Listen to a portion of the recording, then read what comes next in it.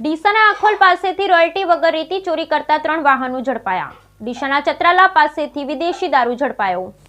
ડીસાના આખોલ પાસેથી રોયલ્ટી વગર રેતી ચોરી કરતા 3 વાહનો ઝડપાયા. ડીસા નાયબ કલેક્ટરની સૂચનાથી સર્કલ ઓફિસરે કરી કાર્યવાહી. ડીસા બનાસ નદીમાંથી રોયલ્ટી ભર્યા વગર ખનીજ ચોરી કરતા 3 ડમ્પર અને એક ટ્રેક્ટરને ડીસા નાયબ કલેક્ટરની સૂચનાથી સર્કલ ઓફિસરે ઝડપી લીધા હતા.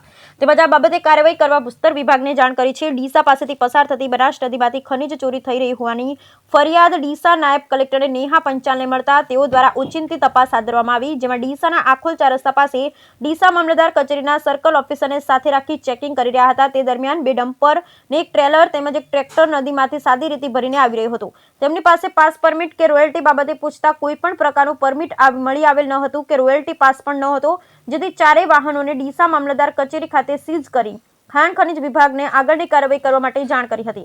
હાલ તો નાયબ કલેક્ટરની સૂચનાથી મામલતદાર કચેરીના સર્કલ ઓફિસરે ગેરકાયદેસર ખનીજ વાહન કરતા વાહનો કબજે કરી કરોડોનો મુદ્દામાલ સીઝ કર્યો છે. ડીસા પંથકમાંથી થતી ખનીજ ચોરી અટકાવવા માટે ખનીજ વિભાગની સાથે સ્થાનિક તંત્ર પણ એક્શન મોડમાં આવ્યું છે. બ્યુરો રિપોર્ટ ભરત ઠક્કર, ડીસા, બનાસકાંઠા.